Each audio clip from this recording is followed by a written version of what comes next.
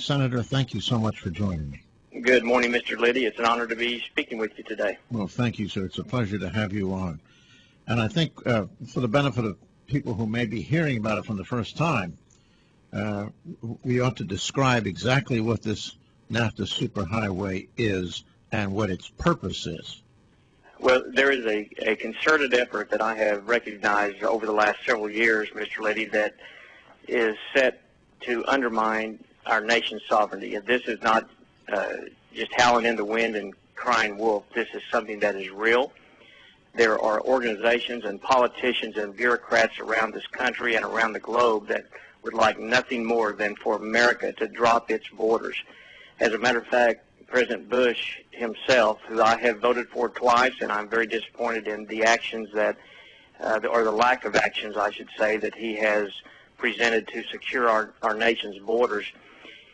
He has entered into an agreement with Mexico and Canada a couple of years ago, and it's called the Security and Prosperity Partnership. And all of this done is under, what we're speaking about this morning is always under the guise of security.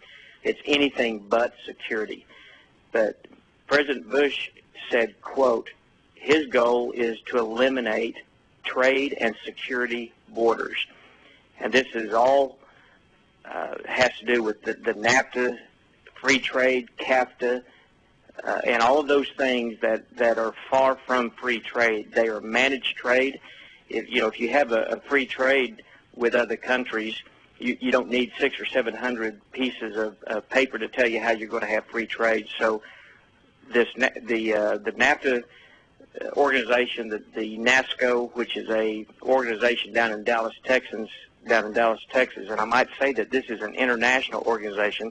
They have members on their board of directors from all over the globe.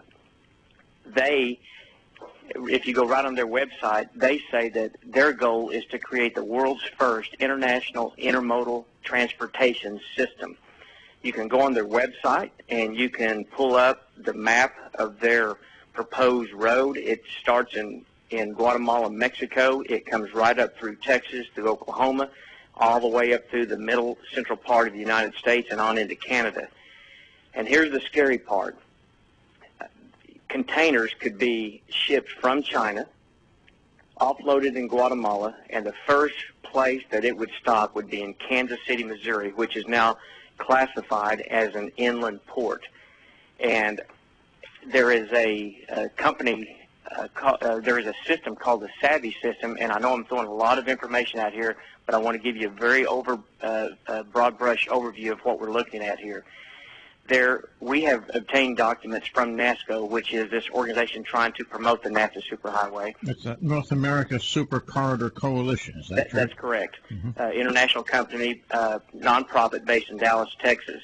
We've obtained, through the Open Records Act, documents that ties this organization directly to a communist Chinese company that provides digital tracking services. This digital tracking service will be put up and down this intermodal system. And it's here again, it's under the guise of security.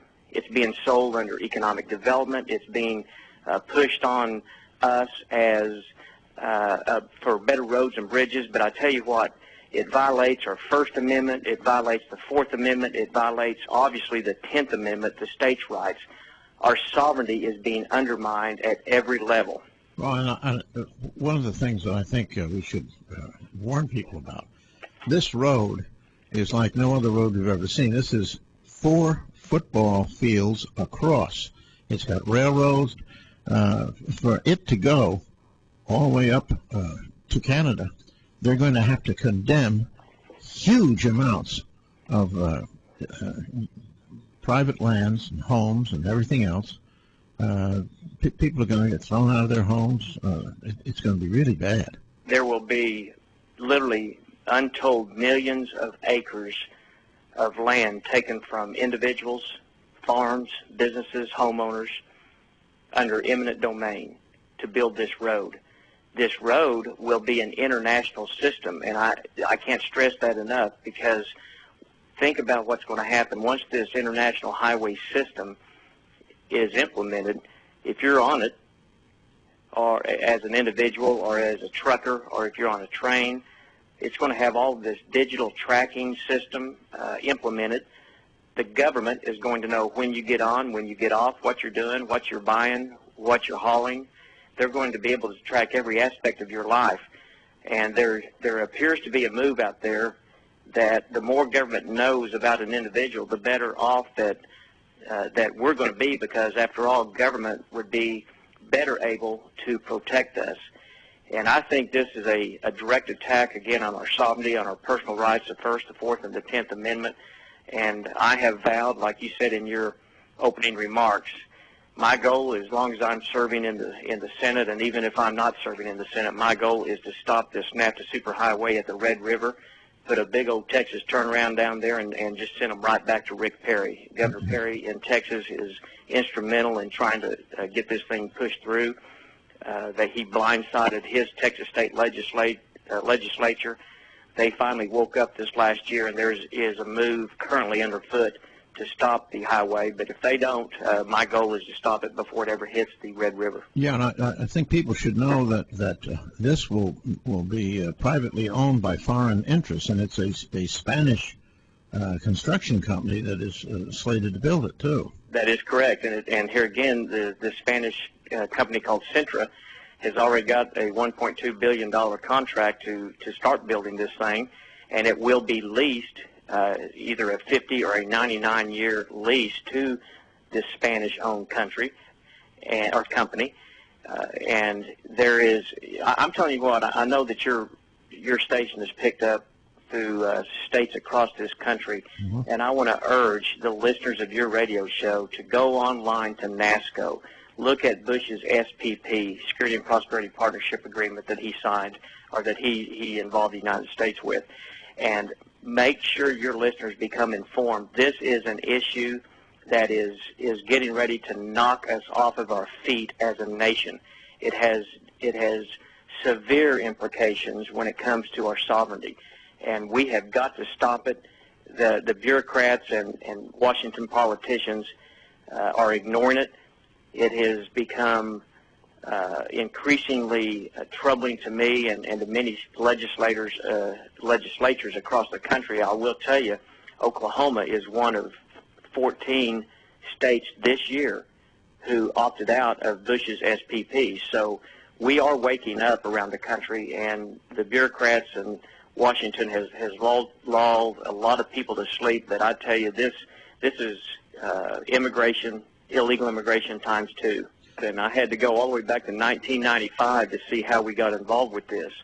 And I pulled up the enabling legislation, and in fact, the state of Oklahoma, the state legislature gave the authority to spend $150,000 to join NASCO, the North American Super Corridor Organization, or corridor. Well, as of to date, we have actually spent $481,000. And I will tell you, in a meeting, a conference hearing this past session, I asked the Secretary of Transportation what direct benefit has the state of Oklahoma received from being a member of NASCO, and he said, Senator Brogdon, quote, not very much.